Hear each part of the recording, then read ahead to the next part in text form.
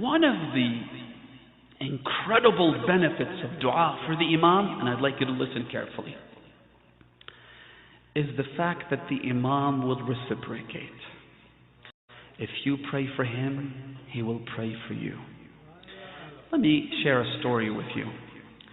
In the time of our 10th Imam, Imam Al-Hadi alayhi salam,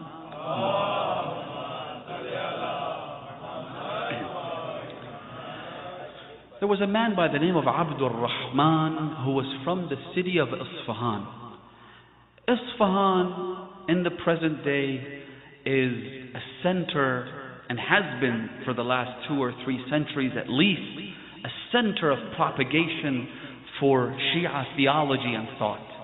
But back in the day, it was a hotbed of extremism and immense vitriol towards the Ahlul Bayt. It was inhabited by Nasibis at the time of the Ahlul Bayt. So this man, who was also a Nasibi, who was also someone who didn't love the Ahlul Bayt by any measure, he says that my friends and I went through some very difficult times in terms of the financial state of affairs. So they said, what do we do? Where do we go? Who do we turn to? Let's go to Samarra, the capital city of the Muslim world, and meet Al-Mutawakkil Al-Abbasi, the tyrannical Abbasid Khalifa. Surely he's our leader. If we ask him, he will give us. So he says, we packed our bags and we went all the way from Isfahan to Samarra. While they were there, they were obviously deeply disappointed in what Mutawakkil al-Abbasi was willing to do for them. As a matter of fact, Mutawakkil refused to even meet them. So he says, we ended up standing outside the royal palace for several days, just waiting for an audience, waiting for somebody to grant us entry into the palace so that we could present our case and tell the Khalifa of how poor we are and how much we need his help. But nothing happened until one day. He says, while we were standing outside, we heard someone say that Ali al-Hadi has been summoned to the palace of the Khalifa. So I said to someone, who is Ali al-Hadi? One of the guards responded by saying, Innahu Alawiyun, he's a descendant of Ali, he's from the lineage of Amir al-Mu'mineen. تقول الرافضة بإمامته. The Rafidites claim that he's an imam. So you can see the image that was painted before him. He says, so I said to myself, let me wait and see who this person is. So while I was waiting, suddenly I saw a man sitting on the back of a horse. His head was lowered. He wasn't looking to the right or to the left. And yet he walked with such an aura that people simply made way for him as he approached. He says, as soon as I saw the Imam, دخل في قلبي حبه. My heart was filled with love and admiration. Suddenly I felt an affection towards this stranger whom I'd never met in my life.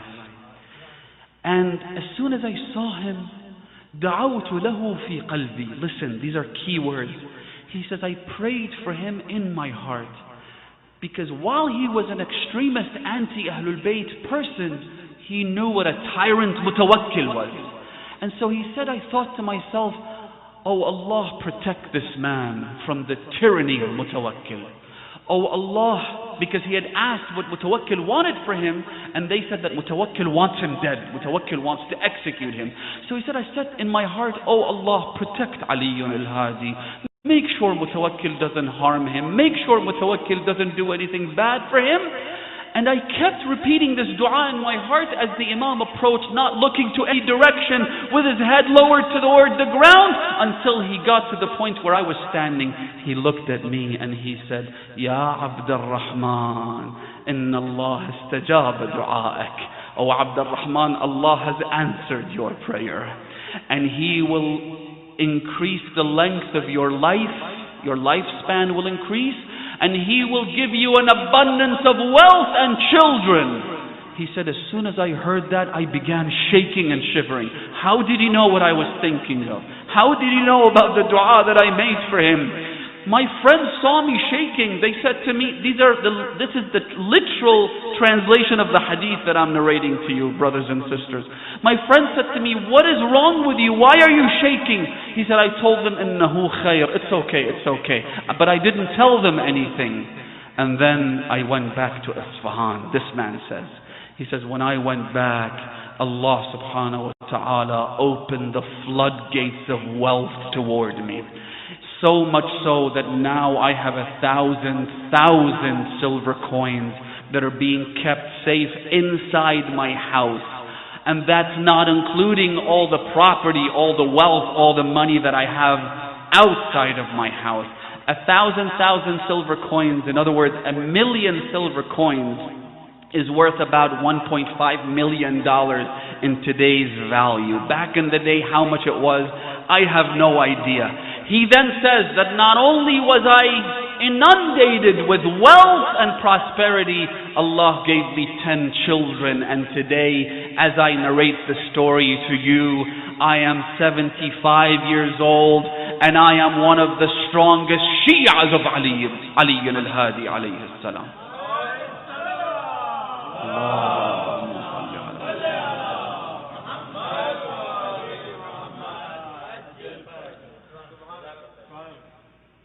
If you pray for him, he prays for you.